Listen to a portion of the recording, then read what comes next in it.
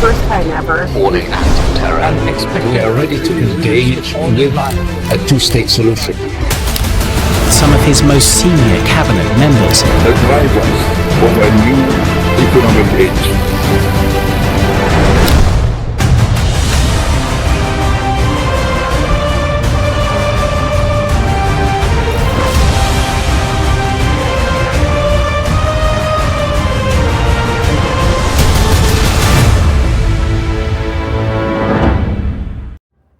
India just unlocked a massive new trade partner. After a 2-year pause, India and Canada have restarted talks for a big free trade deal.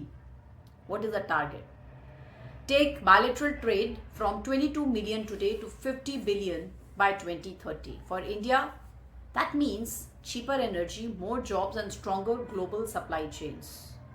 Now on 23rd November 2025 at the G20 summit in South Africa, Prime Minister Mr. Narendra Modi and Canadian Prime Minister Mr. Mark Carney agreed to restart the Comprehensive Economic Partnership Agreement.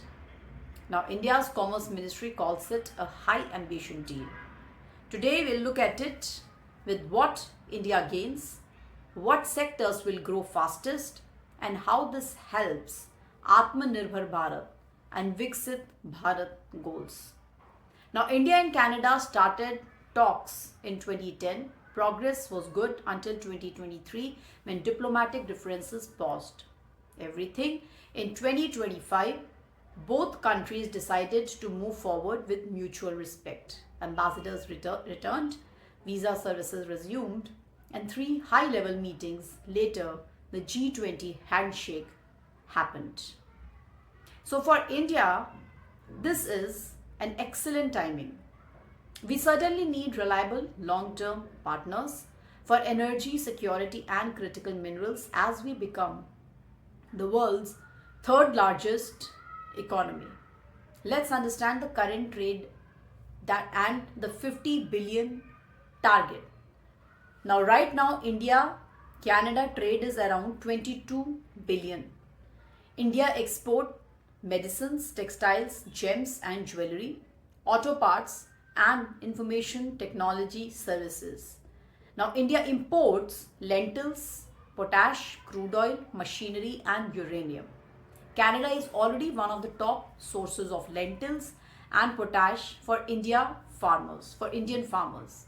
With lower tariff under CEPA, experts say trade can realistically double to 50 billion by 2030, and that's an extra 28 billion flowing into Indian companies and also creating a lot of new jobs. Now let's see 5 sectors where India gains big.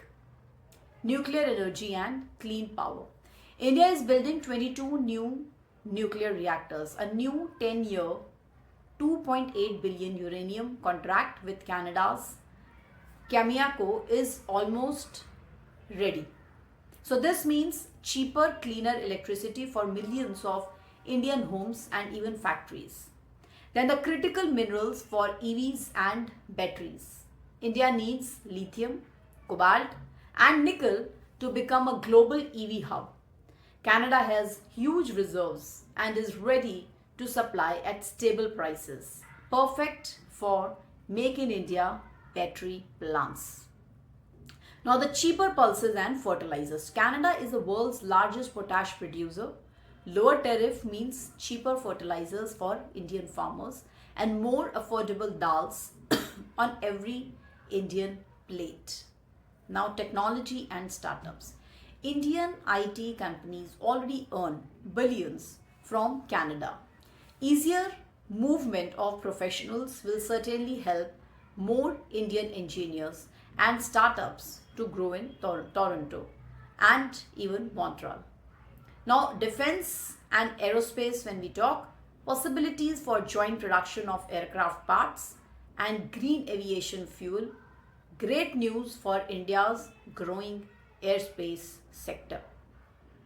So these are all the benefits, these are all the spaces that we feel India can get benefited. Now why this deal is perfect for India right now? energy security, long-term uranium and critical minerals without depending only on one or two countries. The job creation, export growth of 15 to 20 billion means lakhs of new manufacturing and service jobs. And global supply chain strength as the world moves away from over dependence on a single countries. Canada is a trusted democratic partner. So attracting investment, Canadian pension funds among the world's largest, they have already invested over 3 lakh crore in Indian roads, renewable energy and data centers. So a trade deal will certainly bring even more. Now, who benefits most inside India? Indian farmers get cheaper fertilizers and stable pulse supplies. Then Indian industry gets secure raw materials at predictable prices. Then Indian consumers get lower electricity bills and more affordable electric vehicles. Then Indian information technology and pharma companies also get bigger markets and easier visas for their talent. Startups in Bangalore, Hyderabad and Delhi get access to Canadian funding and even for research universities. So even students with Canada remains the top choice for higher education and smoother relations, means faster visas and more scholarships. The only group watching carefully are some dairy and poultry farmers in Canada, not in India. So India's negotiators have strong leverage to protect sensitive sectors while opening others. Now let's see what happens next. India's timeline. 2026, first round of detailed negotiations, uranium contract likely signed. 2027, possible early harvest agreement on energy and minerals. And 2028 to 2030, full CEPA in force, trade crossing 40 to $50 billion. Commerce Ministry, Mr. Piyush Goyal has also already said India will push hard for rules that protect Make in India while opening doors for growth.